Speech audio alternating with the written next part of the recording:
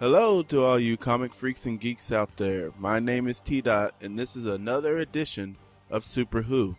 This time we're going over the Sorcerer Supreme, Doctor Strange. Not to be confused with Dr. Fate, who is DC, or Doctor Strangelove, which is a completely different thing. Doctor Strange was created by Stan Lee and Steve Ditko. He debuted in issue 110 of Strange Tales in 1963. For those of you who haven't read any Strange Tales books are split, and so they'll have two different stories in them. So at this time, it was the Human Torch and Doctor Strange. The landscapes and backgrounds in Doctor Strange had a real surreal art style to them. Some would say they were psychedelic. Some would describe it as something you would see on hallucinogens. Long story short, it was a very unique art style. As for Doctor Strange's history, he had a very unfortunate path to becoming the Sorcerer Supreme. Stephen Strange was born to Eugene and Beverly Strange and was the oldest of 3 children. He had a little brother and a little sister, with the little brother Victor being the youngest and Donna being the middle child.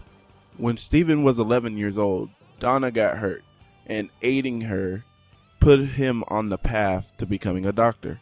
After high school, Stephen entered pre-med at New York College. While visiting at home during one of his birthdays, Donna got a cramp while swimming and drowned.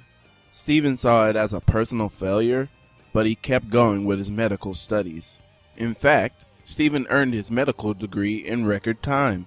Bad news is, all that success had made Stephen kinda arrogant. When he was almost done with his residency, his mother passed away. This made Stephen even colder towards people. Even through all this, he was still a successful neurosurgeon. A few years later, it was his father's turn on his deathbed, and Stephen just refused to even go see him. Needless to say, this made his little brother Victor very angry at him. And after the fight, Victor stormed off and walked into the street and got hit by a car. Very unfortunate. Needless to say, Stephen blamed himself for Victor's death. Sometime after that, he himself got into a car accident, and he ended up severely damaging the nerves in his hands, to the point that he just couldn't keep them straight.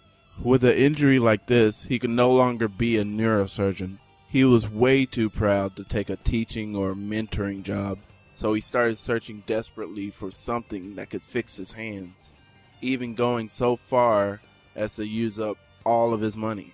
He had heard of an ancient mystic that lived in the Himalayas who had mystical powers, and at that time, Stephen was willing to try anything. So he went to visit the Ancient One. The Ancient One refused to help Stephen because Stephen was selfish. Before Stephen left, he found out one of the Ancient One's pupils, Baron Mordo, was trying to assassinate the Ancient One. Stephen, for the first time in a while, performed a selfless act and selflessly stopped Baron Mordo from killing the Ancient One. After that, the Ancient One took on Stephen as an apprentice. As the Ancient One's apprentice, he encountered certain evil entities such as Nightmare and Dormammu and Shumagorath, and even some not so evil entities as Clea. Well, maybe she's a little bit evil considering she's the niece of Dormammu, but she is a love interest for Doctor Strange, so it kind of give and take. And if you haven't guessed it by now, after the Ancient One passes, he is the one to become the Sorcerer Supreme, aka the defender of this dimension from any sort of evil or demonic magic. Doctor Strange is getting a little bit more and more mainstream with each year, especially with his movie that's rumored to be coming out soon, and he also has an animated video that's already on Netflix that I recommend everybody go check out. Doctor Strange has had many solo comics over the years, but if you want something more current, you can check him out in the New Avengers. And if you like video games, he's in Marvel Ultimate Alliance, Ultimate Marvel vs. Capcom 3, and Marvel Superhero Squad Online, if you like the little kid stuff. So that's it for the Sorcerer Supreme. So if there's anybody else you would like me to cover, let me know in the comments below. Everybody's been saying a lot of Marvel characters lately. I know they have the best movies, but I'm not against doing some other publishing company, like little old DC or Image or IDW, anybody else. But to be honest, Marvel's my favorite anyway, so keep them coming.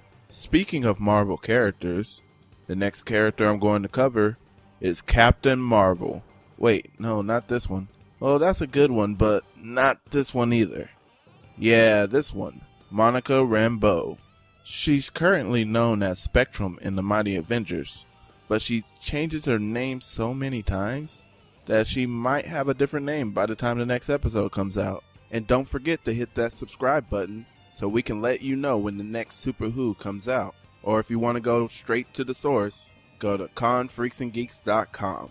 Thanks again for watching. I am T-Dot, and this was SuperWho.